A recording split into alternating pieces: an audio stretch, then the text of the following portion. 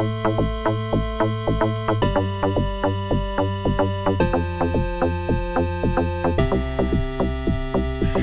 you like to read, if you like to think, if you like to see the world differently, grab yourself a book, give the show a listen.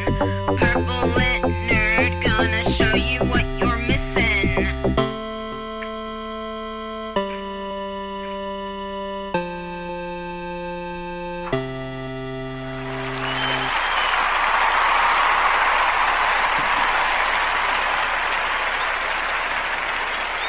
Welcome to the Purple Lit Nerd podcast for March the 3rd, 3/3/2018. I'm your host, the amazingly adorkable and a little bit OCD, Rebecca Thistle, podcasting to you live-ish from my dining room table in my new apartment, which I call Jeffrey Thistlework. Yay! So, it's a new month, time for a new book. And I sound way more excited about this than I actually really am. Because we're talking about The Handmaid's Tale. It's not a bad book. It's not a bad book. It is beautifully written. I love this very unique voice of the narrator. There's a lot to love about this book. The reason that I kind of wish I'd bought alcohol in order to record this podcast is because it is a very depressing book.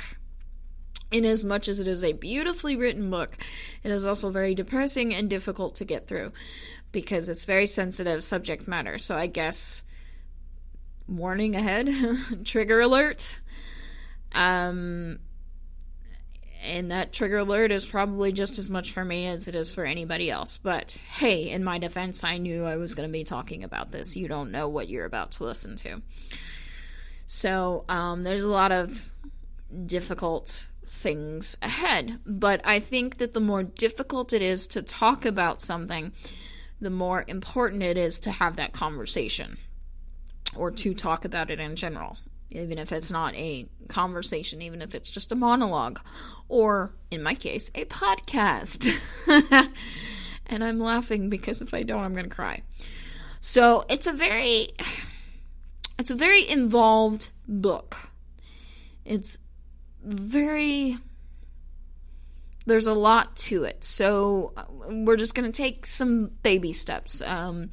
Today, I just want to talk about the formation and the structure of the Republic of Gilead, and then next week we'll get into some more specifics that are even more depressing and go from there.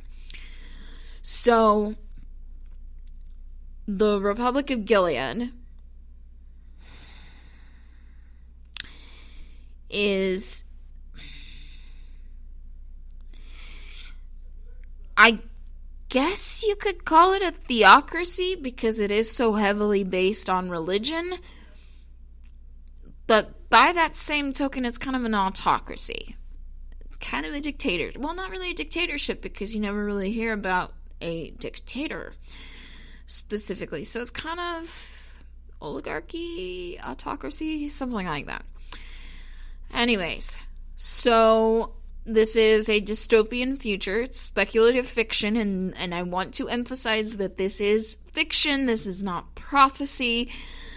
Although, if we don't learn some lessons from this speculation, we may be in for some trouble.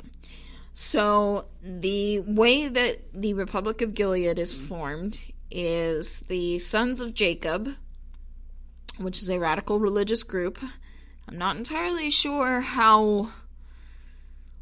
what religion they kind of are, but they're religious radicalists, and they stage a coup by assassinating the president and all of Congress all in one shot.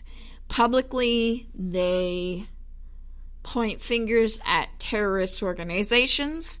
I don't think it's explicitly said, but it's highly insinuated that it is an Islamic terrorist organization. And so the Sons of Jacob then proceed to form the Republic of Gilead after suspending the U.S. Constitution. and implementing their regime. And they restructure society accordingly. So women are basically stripped of their rights, and they are put into different classes, which we'll get into in a second. So let's talk about how the men are classified.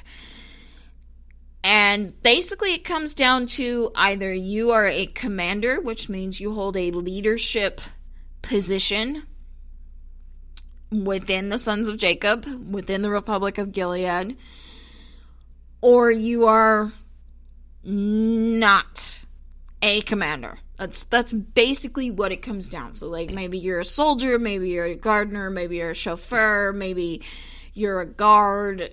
Whatever it is that you do, you're not a commander, and so your rights are different.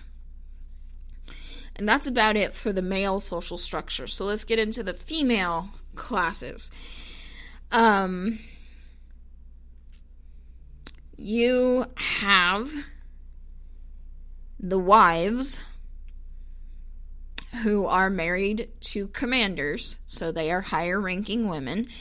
They wear blue because, women need color coding. I'm going to try really hard not to do some color commentary on this. So the wives wear blue, and their basic role in society is to be wives to the commanders. And that's about it.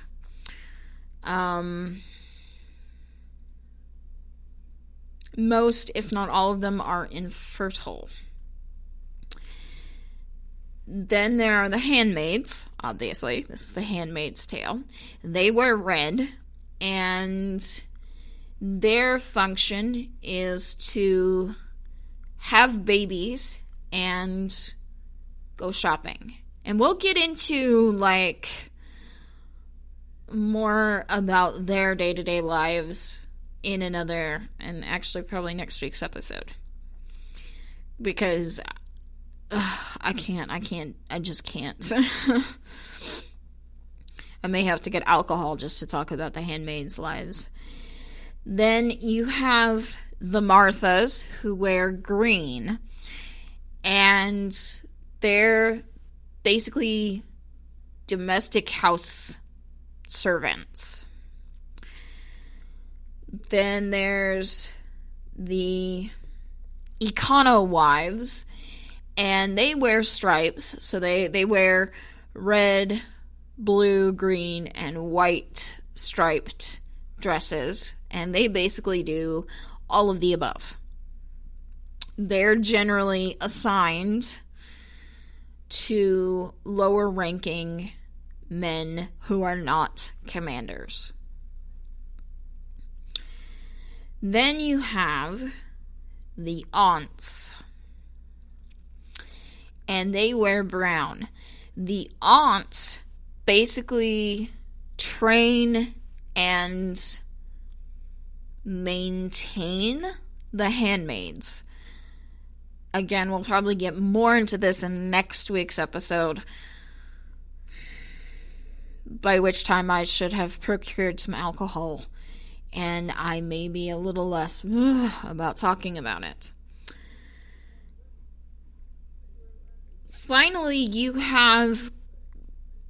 essentially have two classes of unwomen, and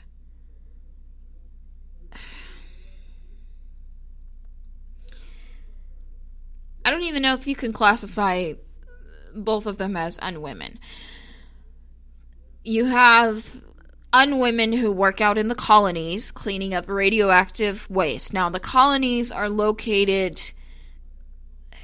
in the western and midwestern United States, from the best that I can glean from the book and the show and everything else. And basically, they're just cleaning up radioactive waste, which means that it's basically a death sentence. It's you are going to die slowly and you are going to die painfully. But then you also have Jezebels, who are infertile, either naturally or through state-sanctioned sterility. And they are government-sanctioned whores, really.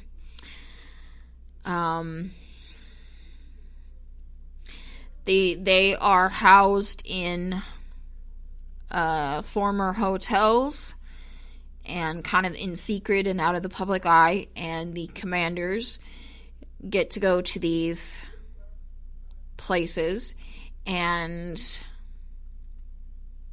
have fun, to put it mildly. Like I said, I'm going to try and keep my color commentary out of this. So those are your classes of women.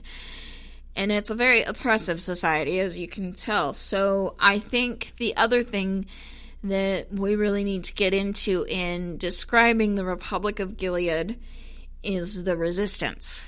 Now, resistance comes to me in two categories, because you can say the resistance of fighting off rebels, and then the resistance of fighting the regime. So the resistance that fights the rebels, quote unquote, are the eyes, and they're usually, the other men, the non-commander men, who work as like chauffeurs and gardeners and soldiers and probably butchers and bakers and candlestick makers, etc., etc. And they basically, they're spies. It's kind of like, in a lot of ways, like the KGB or the Gestapo or something, where it's like you don't know who's an eye and who isn't, and they basically keep everybody in line and distrusting of each other. But then you have the resistance to the regime, which is an organization called Mayday. And this is whispered about between the handmaids. And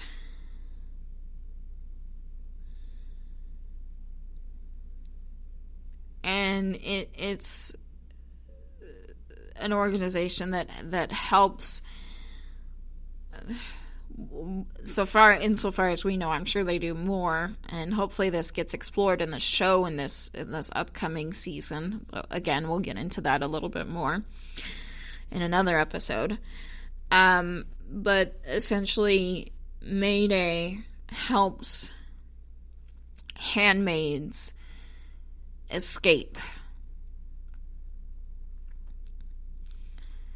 from Gilead.